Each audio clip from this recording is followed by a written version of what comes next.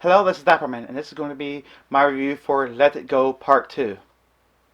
What's wrong? You don't want to build a snowman? You know what this is a review for, okay? Because you've already clicked on a link. It's for Frozen 2. It's right now in theaters, and it's the direct sequel to Frozen, so if you don't know that, I really don't know what else to tell you. I mean, your children has probably sang this song for so many times, it's probably just burnt into your memory, and it's never going to be released. How do I know? Because when I went to work, people sang this song. When I went to eat at a restaurant here in Jacksonville, Florida, people sang that song. I went down to Tampa to visit some of my family. That song was sang. I went to Little Rock, Arkansas, and a barbecue place sat there, and that song Let It Go played. I went all the way to Dublin, Ireland, and that song Swear to You was playing. This was quite a phenomenon that just went way around the world, probably more than I expected. However, I didn't give in. I didn't listen to the songs. I didn't watch the movie. I just listened to it when people played it over and over again and again. And then finally, at a pawn shop just 2 years ago here, I decided to buy the movie. In fact, I have it right here. Got Frozen at a pawn shop for $8 2 years ago, and I watched it because I just didn't want to deal with the whole trend thing that everybody else was doing, and how everyone could recite to me every single line. Every family that had children sang the songs from this movie, and I had to think like, is it really worth it? Maybe it was, maybe it wasn't. It was just a massive hit, and it probably blew a lot of people's minds. Me, I thought it was very impressive. I enjoyed it, and I could see why people really enjoy this movie. Although I did have a bit hard for some other Disney animation movies, but for this time, and it's not a Pixar, it really helped out a lot. And if that mind melting insanity was not enough, Frozen 2 is now out. So maybe when you bring your children to this movie, they will probably be walking out singing these songs nonstop. Maybe.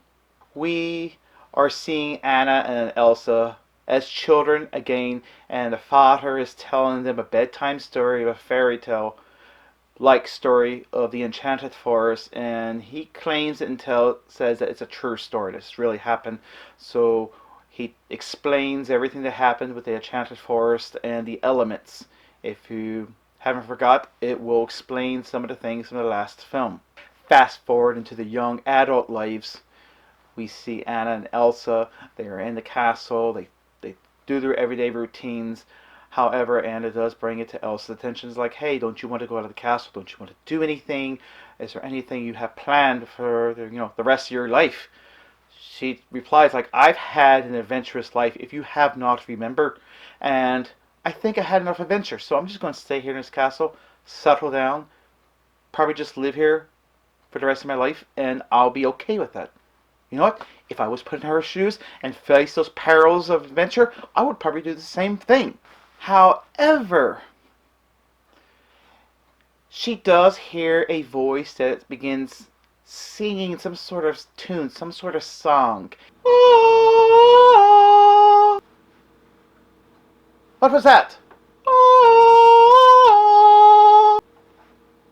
I hear something.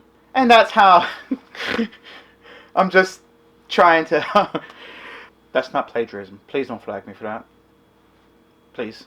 As she hears a song, she feels this calling to go forward to these angelic singing voices, and somehow it's not quite clear, but she awakens the elements of the Enchanted Forest. She erupts something that calls the trolls to come in and says, you have awakened something, you shouldn't have done this, why did you do this? Apparently singing the song back to the voices, awaken them. I didn't get that part. After awakening the voices, and this adventure is now set where the original team from the last movie, Frozen, all teams up together again. So you got Kristoff, you have his reindeer, you got Olaf, and they all team up together to go what's happening in the Enchanted Forest. The animators of the CGI does such a grand job with this. I mean, this is beautiful. This is like the photographer's dream. The landscape, the snow on the mountains, the leaves that are falling off the trees, the beautiful landscape shots. It is every bit of gorgeous. It is beautiful.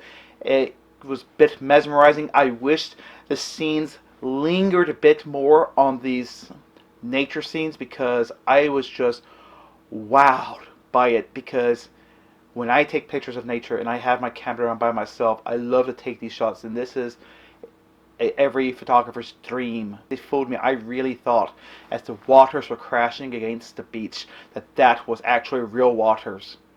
It was phenomenal. I loved it. The original voice talent from the movie Frozen all returns, and they do such a phenomenal job. I liked everyone that did their voices.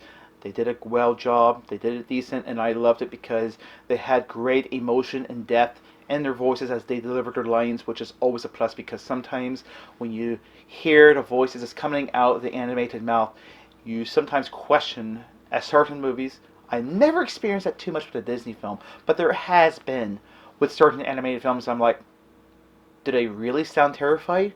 Do they really sound like they're in danger or in peril? I can't tell because the voices don't really sound that well. The voices sound perfect, so it comes off the characters just lovely. And the music, while it may not reach the heights as its predecessor, I can guarantee you that there will be songs in this movie that may stick to your head. There is actually two songs that has stuck to my head. Into the Unknown and Lost in the Woods. Now, Lost in the Woods has the most 90s rock-like theme song. And if you're a fan of 90s songs, especially in the Walt Disney movies in the 90s when you had a movie like Phil Collins and Tarzan, if you like those type of songs, you definitely will love this song because he belts it out.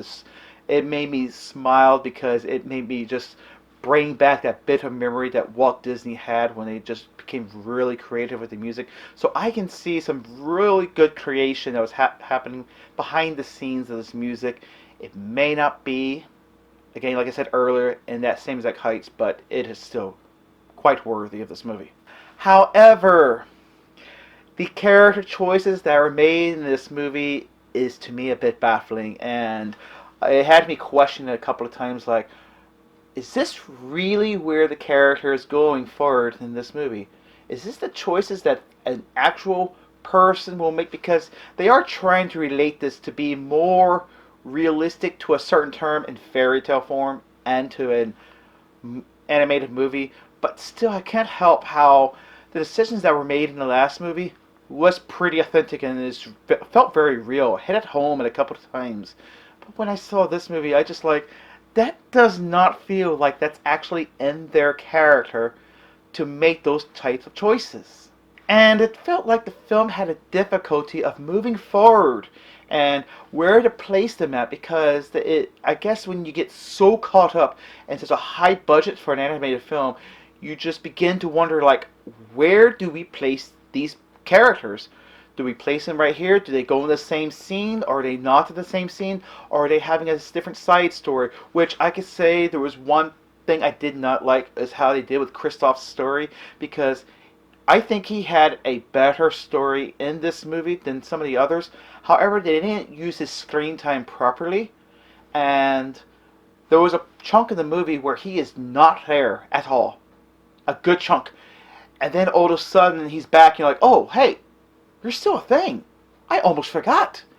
Along with that, there are some filler scenes, filler characters are just put in just to extend the screen time of the movie, which I don't think it had to be filled any longer than what the film was. And the characters they added inside, they just gave exposition. And there's one thing I very strongly dislike in the film is expositional characters, and they just basically told you everything that was happening, everything that happened during the Enchanted Forest fairy tale story time that the father told them, and just explained what every character was, and that part just always kind of bores me because I just like I can get the gist of it. I understand you don't have to explain every character that happened, anyone that interacted with every other person. I believe the audience is smart enough to catch on what's going on. also the repetitive reminders. I was like, good Lord in heaven, help me. They could not repeat themselves as much as they did in this movie. And sometimes when you get a sequel, they'll do like bits and chunks and nibbits of what happened in the previous movie, or just to like, aha, remember this? You know, just nicely put. This movie doesn't do it in bites. This movie does it in chunks. It explicitly tells you to your face, remember what happened to my ex-boyfriend? Remember what happened when we were in this scene and how you had these powers that were lost in the castle? I mean, goodness alive. We get it. We know. Your children has remembered this movie. They probably already watched it 10 times before watching this movie that very day. You've probably had to sit there and watch that movie. You know everything that's happening, so there is no exact need to remind you every single idle thing that happened from the previous film. The decision that was made between these two people with a high risk responsibility to take on, and it was made with such a short time, it threw me out of the picture. I had to think there for a moment. It's like, how can these two characters take such a high risk responsibility at making such a decision in such a short amount of time that makes a huge impact in this movie? And they breezed right over it, and I thought that does not at all whatsoever feel completely justified or rationalized in any form. So you might have a bit of a difficulty with this part.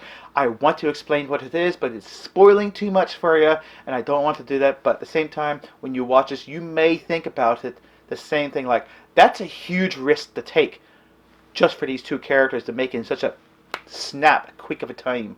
And you're like, I'm sorry, but there's no person on earth that would make that kind of decision in such the wee bit of time it's had. There's no way. I guess this has to be the last thing, because I say that a lot. This is personally me, okay? You may love Olaf the Snowman. You kids may laugh their butts off at some of his jokes and think he's the sweetest thing you've ever seen in a movie. I get sick of him sometimes. There is times I just wished that there was someone with a flamethrower and just be gone with Olaf. Yeah, okay, yeah, I said it, that's right. Yeah, I said it, I own it, okay, I did. I'm sorry, I had to say it. There are certain times Olaf just is in the movie, in the picture, in the scene, and says something I'm like, oh, sweet Jesus, please shut this snowman up, because it's really getting on my nerves. But sometimes in cartoon animated movies, there's always that sweet, adorable character that people are like, oh my gosh, so sweet! And they're like, no, please stop. It had its sweet moments, and it had some funny moments. I am not denying that at all, but it does get a bit overbearing from time to time. You may walk out of this film, and you may be smiling and enjoy it, but shortly after, you probably forget a lot of it, not leaving the impact as its predecessor has. That is my review for Frozen 2. I'm just going to briefly put in here what's inside the film. It is rated PG, but it's probably much more mild and more tame than the last one. There is nothing that's really that violent in this film, which was a bit surprising to me compared to other films that Disney has made. Again, this is possibly, I would rather say this is a G-rated film, because it very much feels like a G-rated film. There was nothing PG in this movie, in my opinion. But again, that's my opinion, that's my thoughts. And finally, I'm very sure you're going to be watching the movie whether you see this review or not, but if you do, let me know in the comments below of what your thoughts were, and what you thought were your pros and cons of seeing the sequel compared to the original one, and discuss about, like, let me know your thoughts. It makes a good discussion part of what to do and what not to do in a sequel of a very well-made, original, thought-out movie as Frozen. And hopefully you enjoyed this review. Hopefully you enjoyed this video. Again, I think I'm getting better. I don't know. If I am, hey, I guess it will show up in this video process of people watching these videos. I don't know. But I really appreciate a thumbs up, share, like, comment, anything. Let me know how I'm doing. I greatly appreciate everyone that subscribed and is part of this channel. Thank you so very much. You don't know how much I appreciate you. And hopefully I will see you around. Have a lovely day. Cheers. and to the unknown, and to the unknown, and to the unknown.